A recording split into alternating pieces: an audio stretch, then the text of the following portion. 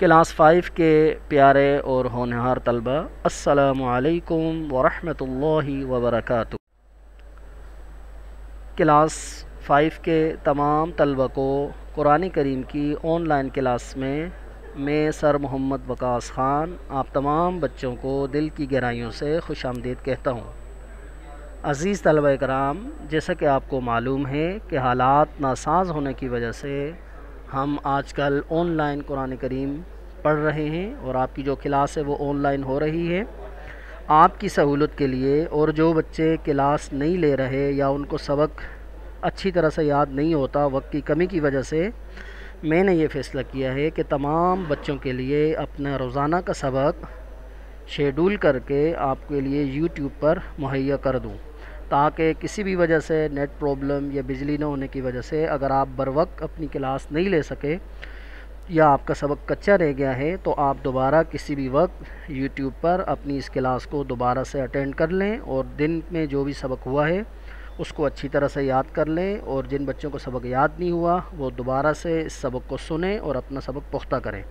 امید ہے کہ میری اس کاوش سے آپ تمام طلبہ بہت خوش ہوں گے اور سبق کو روزانہ سننے کا اہتمام فرمائیں گے۔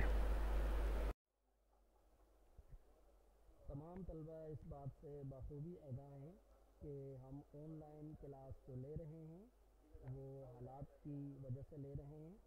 کرونا وائرس کی جو ایک بیماری ہے، اس سے سب طلبہ کرام صبح و شام دعا کا اہتمام کیا کریں، اللہ تعالیٰ سے دعا کریں اور 500 نمازوں کا اہتمام کریں، باوضو رہیں اور اس دعا کا اہتمام کریں۔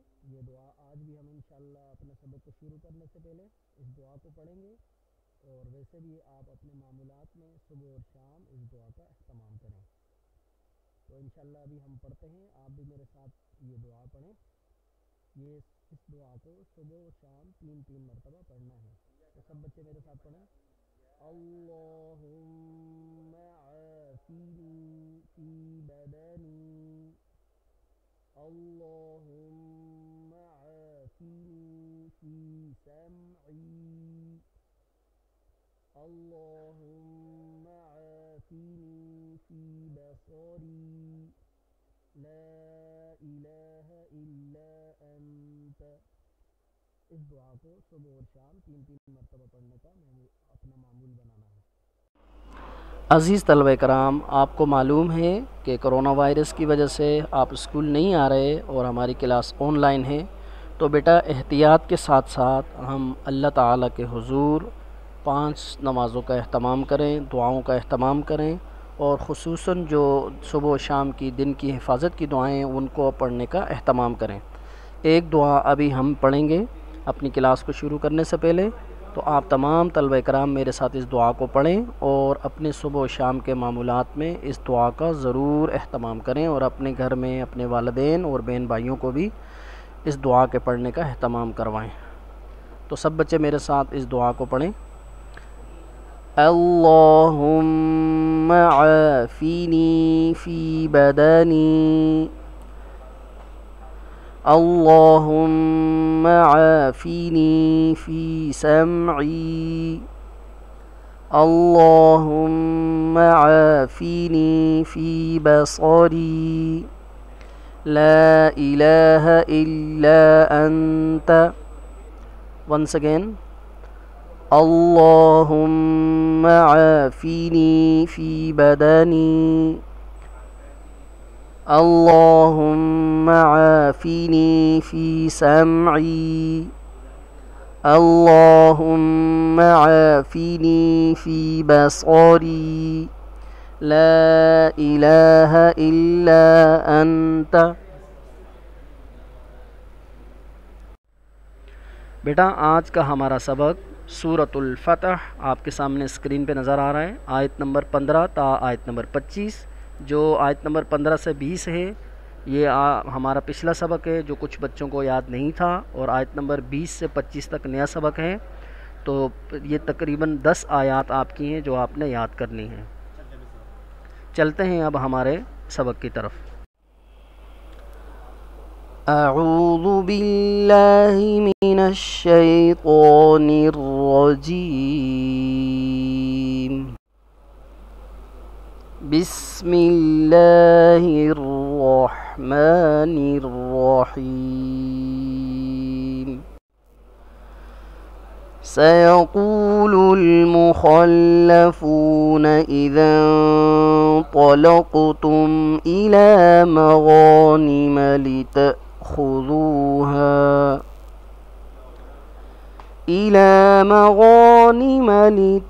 لتأخذوها ذرونا نتبعكم يريدون أن يبدلوا كلام الله قل لن تتبعونا كذلكم قال الله من قبل فسيقولون بل تحسدوننا بل كانوا لا يفقهون إلا قليلا. قل للمخلفين من الأعراب ستدعون إلى قوم أولي بأس شديد تقاتلونهم أو يسلمون فإن تطيعوا يؤتكم الله أجرا حسنا وإن تتولوا كما توليتم من قبل يعذبكم عذابا أليما. ليس على الأعمى حرج ولا على الأعرج حرج ولا على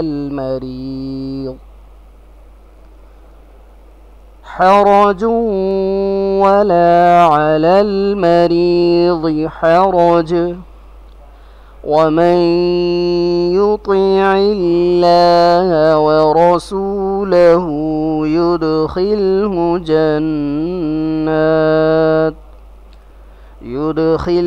جنات تجري من تحتها الأنهار ومن يتولى يعذبه عذابا أليما. لقد رضي الله عن المؤمنين إذ يبايعونك تحت الشجرة فعلم ما في قلوبهم فأنزل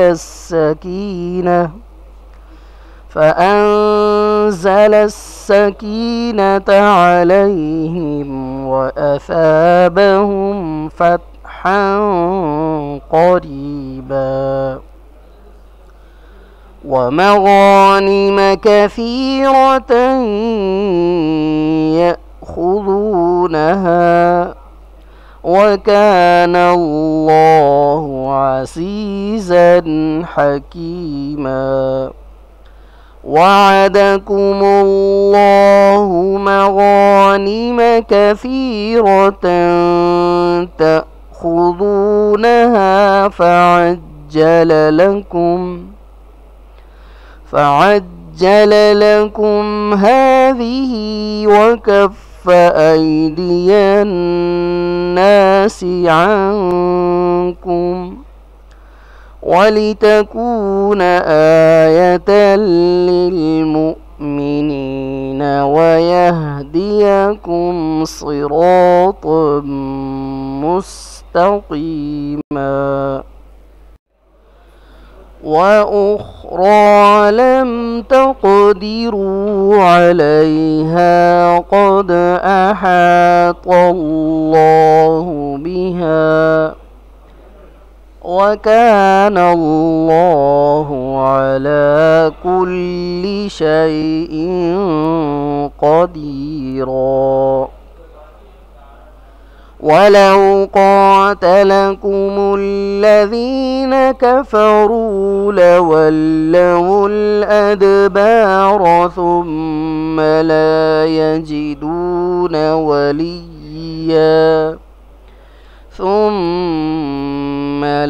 يجدون وليا ولا نصيرا سنة الله التي قد خلت من قبل ولن تجد لسنة الله تبديلا وهو الذي كف أيديهم عنكم وأيديكم عنهم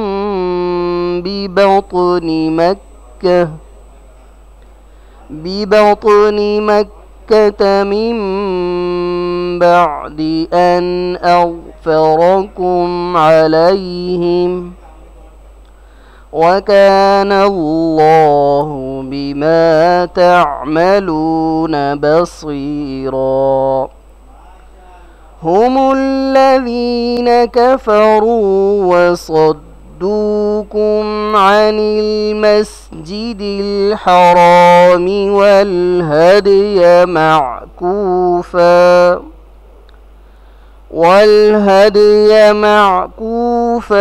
أن يبلغ محله ولولا رجال مؤمنون ونساء مؤمنات لم تعلموهم أن